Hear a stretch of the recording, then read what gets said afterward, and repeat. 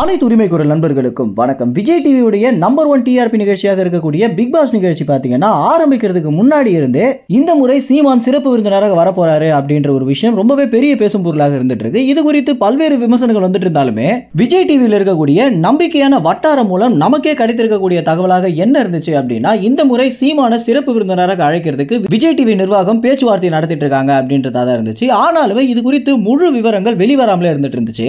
தற்போது ஒரு செய்தியாளர்கள் சந்திப்பு முடிவில் பாத்தீங்கன்னா சீமான் என்ன சொல்லியிருக்காரு அப்படின்னா, ஆமா பிக் பாஸ் நிகழ்ச்சியில என்ன சிறப்பு விருந்தினராக அழைச்சிட்டு தான் இருக்காங்க அப்படின்னு. ஆனா நான் இந்த நிகழ்ச்சியை தவிர்க்கிறதுக்கு முதல் முக்கிய காரணமே கமல்ஹாசனுடைய அரசியல் சர்ச்சை தான் அப்படின்னு சொல்லியிருக்காரு.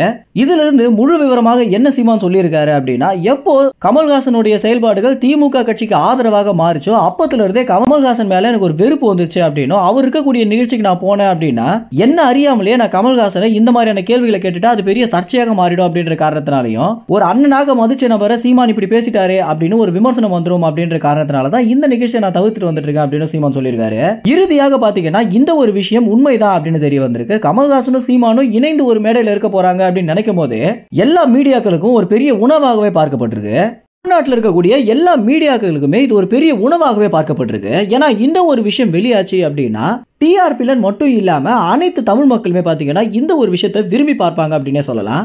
ஏன்னா கமல்ஹாசன் வெறும் நடிகராக மட்டும் இருந்தா இவ்வளவு ஆர்வம் நிச்சயமாக இருந்திருக்காரு. அவர் எப்போ ஒரு அரசியல் கட்சி ஆரம்பிச்சாரோ அப்பத்துல இருந்தே பாத்தீங்கன்னா கமல்ஹாசன் சீமான் இணைந்து ஒரு மேடையில் வர போறாங்களா அப்படின்னு அனைவருக்குமே ஒரு பெரிய எதிர்பார்ப்பு உண்டாகி இருக்கு. ஆனா சீமான் இந்த நிகழ்ச்சிக்கு வராம இருக்கிறது கமல்ஹாசனுக்கு தான் பாத்தீங்கன்னா ஒரு நல்ல விஷயம் அப்படின்னு மக்கள் தங்களுடைய விமர்சனத்தை எழுப்பிட்டு வந்துட்டு இருக்காங்க. ஏன்னா சீமான் கமல்ஹாசனிடம் நேரடியாக கேள்வி கேட்டா கமல்ஹாசனுக்கு என்ன பதில் சொல்றதுனே தெரியாது அப்படின்னும், அவருடைய பேச்சு திறமையை அந்த இடத்துல பாதிக்கப்படும் அப்படின்னு மக்கள் பாத்தீங்கன்னா கமல்ஹாசன் தான் தப்பிச்சிட்டாரு அப்படின்னு சொல்லிட்டு வந்துட்டு இருக்காங்க. மேலும் இந்த தகவல் குறித்து என்ன நினைக்கிறீங்க அப்படின்னு, உண்மையிலேயே சீமான் வராதது கமல்ஹாசனுக்கு தான் நல்லதா அப்படின்ற உங்க கருத்துக்களை கமெண்ட்ஸ்ல பதிவு பண்ணுங்க. நன்றி, வணக்கம்.